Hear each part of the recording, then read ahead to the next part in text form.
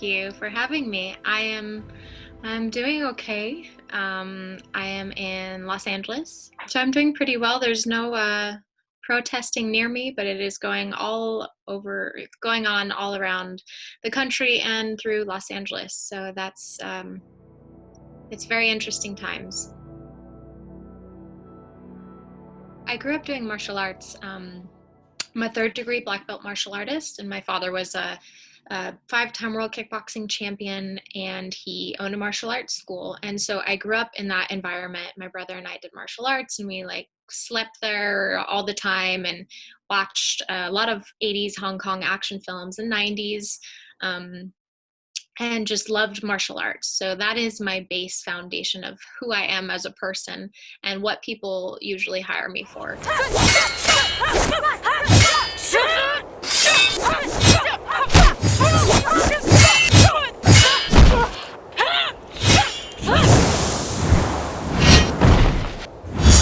A lot of the stunts are fight scenes, like fighting off bad guys, some superhero stuff, and sometimes like choreographing fight scenes and figuring out how they go together. But my specialty is definitely fight scenes and then wire work as well, where they put you in a harness and you get to do all the amazing, awesome flying moves in the air. I like basically put together as much money as I had. And I think my dad helped me drive out to Hollywood in my little minivan from Wyoming, which is where I was from. It was like a 2-day drive, I think. I lived in Burbank first in like a little guest house. And the money that I had saved up went away very quickly because rent is so expensive in California and it's very hard to get a job. So for me, trying to get into the business, I was very young and shy and I didn't quite know the politics of everything. So the easiest thing for me was to do background work. I had my first extra work job like a week after I got there, and I was so excited. I got to go to a Neo concert. The singer, what's the song that he sings? I can't remember off the top of my head. But he's a great singer, and I had to be an audience member, and I got paid for it. It was the coolest. And I also learned about the industry a little bit more than I had known. At least I was on set. But as far as like breaking into the industry, that took me a long, long time. Initially, when I started, I always wanted to do both because that was my goal. I enjoy movement and I enjoy like expression and learning about different characters and figuring out more about myself through those characters. It's all interesting to me. But when I started in the industry, I was told over and over that I couldn't do both. The stunt community looked down upon me for wanting to act, and the actors looked down upon me for wanting to do my own stunts. So it's always been a tricky, tricky thing to do. Because naturally people want to put you in a box. It's a very human thing. It's fine, but it's hard to market yourself as both of those things. So it's been a tricky balance for me. But the answer is I enjoy them both. It's just a really good balance for me. I'm happy to do one or the other, but I just always want to continue to do both because why not?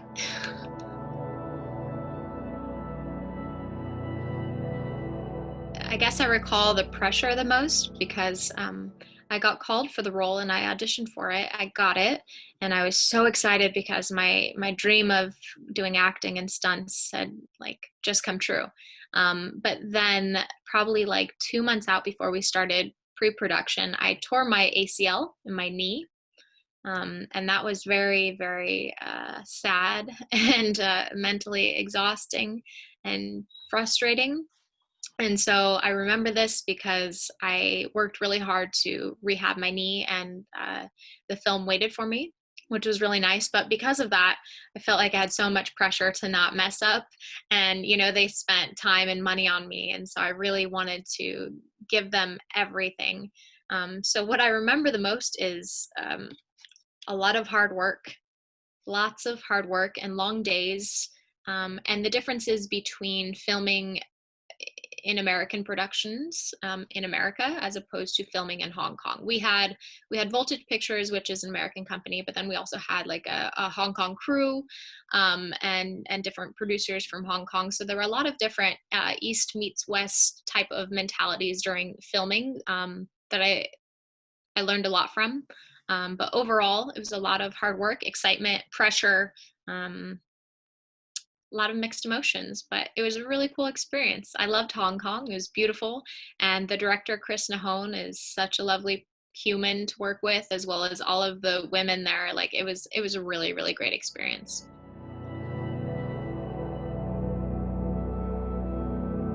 A lot of times for like big budgeted films, actresses who haven't done stunts or martial arts usually get like 3 months of prep time.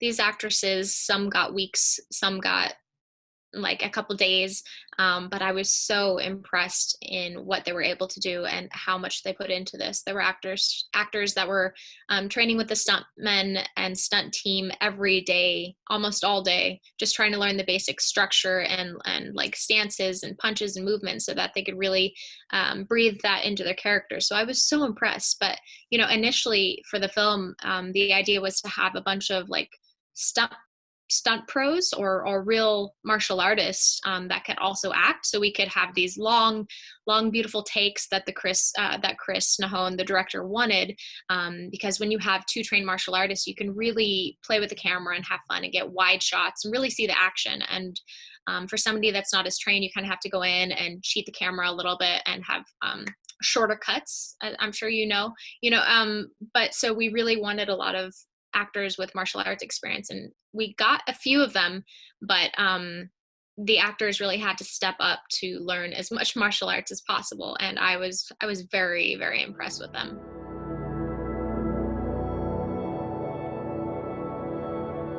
It's Hong Yen Yen. He goes by a few different names, but he's awesome. He was a stunt double for Jet Li at one point, and he is just so talented and humble, and his team was great. It was really, really cool. For me, it was like a dream come true because I always wanted to train in China with like amazing martial artists, and I was doing that daily. He was really tough on me, which I wanted, because growing up in the martial arts, like my dad was extremely tough on me, and I respect that because it makes me better. But a lot of times you get on set as an actor and people treat you very sensitively, and that doesn't help me. So he was a good push, and he made me a better martial artist and on-screen fighter. There were moments where he would say, "Amy, don't wipe your blood this way, wipe it this way," or whatever, because it'll make your face look better. Like, he was really good on camera and behind the camera. His team was wonderful.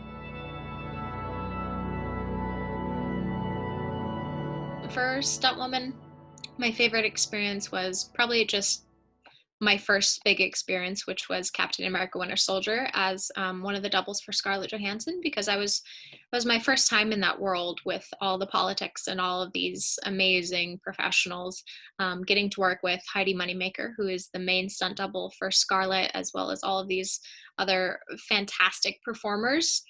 That was my first like opening into the world of stunts. I was on that movie for like 6 months. So I learned a lot of what to do, what not to do, when to say something that I believe in, when to not, these little things that you need experience for. So that was my favorite experience as a stunt woman, not just because I got to double an awesome, iconic character, but because I learned so much. And then as an actress, Lady Bloodfight is close to my heart because it was my first one, and it was lots of blood, sweat, and tears, literally. And then also getting to fight Scott Adkins was pretty freaking cool in Accident Man. I'm really happy about that. I have a really, really lovely acting experience on a few pilots, one called Paloma's Flight that is hopefully going to be released later this year as a show, and then another one that should be releasing in a couple months depending on how things go. It's a sci-fi drama called Beyond the Veil. So those two things are not out yet, so hopefully I'll be able to talk about them more soon at some point.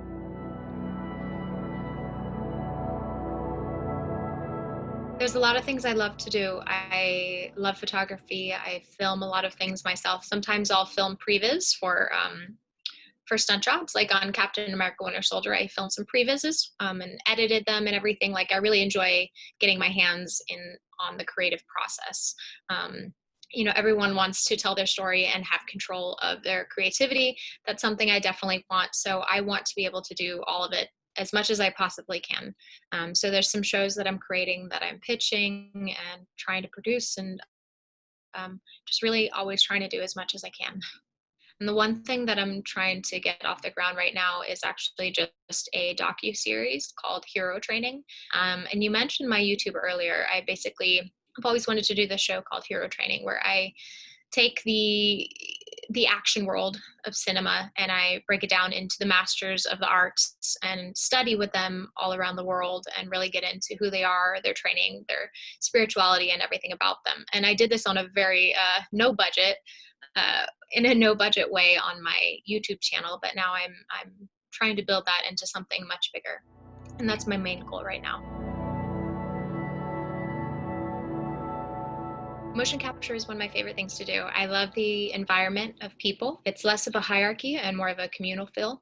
I also get to do stunts and acting at the same time. There's not so much of different like blocks of performance. It's more of this is the character. You can voice her, you can move as her, you can do the stunts as her. So I really get to um, have a full performance in motion capture, as well as working with animators is lovely because they can make me jump higher and they can make me ride a unicorn if I want. It's such a cool world. For me, getting into the stunt world was very difficult. And it was 10 years ago, so it was different. There wasn't so much social media marketing, etc. But I was shy and I didn't know where to start. The internet really helped me start. I wanted to help give answers and a guiding light to the people who are trying to get into the industry as an actor, stunt person, anything in action, as well as show people the type of mentality that these performers have by doing what they love for a living, making it a career. I think it's very inspiring.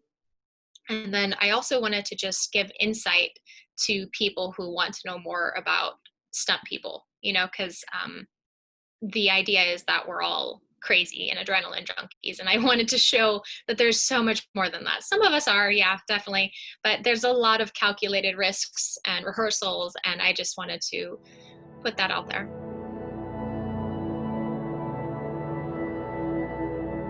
Ava was initially called Eve, and I came onto that project as a stunt double, and that was actually the same production company that I did my very first film with, Lady Bloodfight. It was Voltage Pictures, so that was cool to work with them again.